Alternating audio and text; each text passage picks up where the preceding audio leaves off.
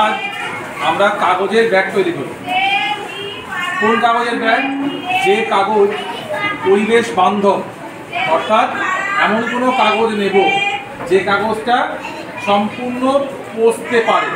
দেখো, আমরা একটা বাঁশ পাতা কাগজ দিয়ে এমন একটা গোল মতন অংশ তৈরি করেছি, দেখতে পাচ্ছ প্রত্যেকে।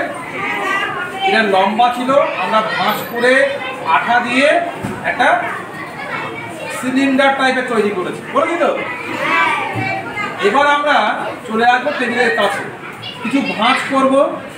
ভাঁজ করে সেটাকে কিভাবে ব্যাগে রূপান্তরিত করবো দেখে নেব। আমরা ঠোঙা তৈরি করতে শিখেছিলাম এর আগে, মনে আছে? একই রকম আগে একটা ভাঁজ করলাম, তারপর ঠোঙা যেমন করে করতে হয় ঠিক তেমন করে প্রাথমিকভাবে আগে ঠোঙার সেই আকারটা আমরা দিচ্ছি।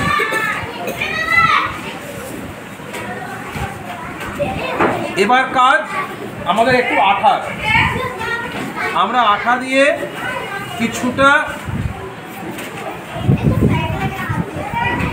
জুড়ে দেওয়ার চেষ্টা করি, যাতে ব্যাগ থেকে কোনো জিনিস না বাইরে পড়ে যায়। দেখো,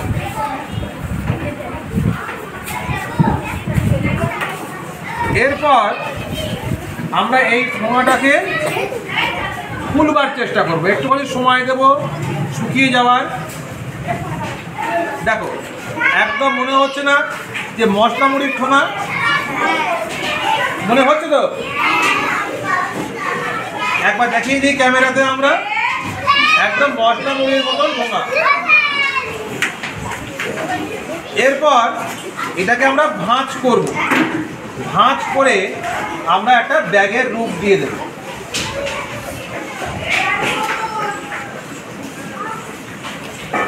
এই ভাঁজ করলাম, এই বরাবর ভাঁজ করলাম,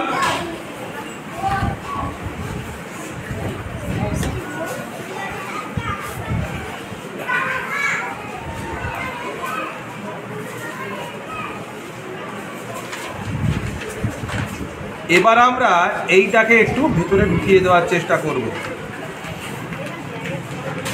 দিয়েছি, দেখো ঠিক একই রকম করে এই সাইডটাতেও আমরা ভাঁজ খুললাম, এটা ভিতরে ঢুকিয়ে দিলাম।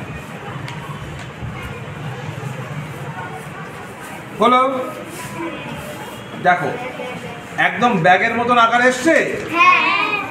আমরা যখন শপিং করতে যাই কোনো শপিং মলে, এমন ধরনের ব্যাগ দেয়। আমাদের কাজ আর একটা বাকি আছে, এই দু জায়গায় দুটো ছিদ্র করব, আর পাটের দড়ি দিয়ে দুখানা হাতল আমরা তৈরি করব। কেমন? দেখো, আমি হাতল তৈরি করার পরে ব্যাগটাকে কেমন দেখতে লাগবে তোমাদেরকে আমি দেখিয়ে দিই।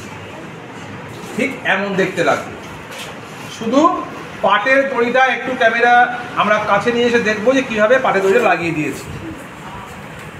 এখানে দুখানা ছিদ্র করে দুখানা পাটের দড়ির দুটো পাশ জুড়ে দিয়েছি, এদিকে হাতল হয়েছে, একই রকম করে এইদিকে হাতল করেছি। ব্যাস তৈরি হলো আমাদের পাটের দড়ি এবং কাগজ দিয়ে ব্যাগ। এবং যে ব্যাগটা পরিবেশ বান্ধব ব্যাগ, এই ব্যাগ ব্যবহার করলে কিন্তু আমাদের পরিবেশে কোনো ক্ষতি হয় না।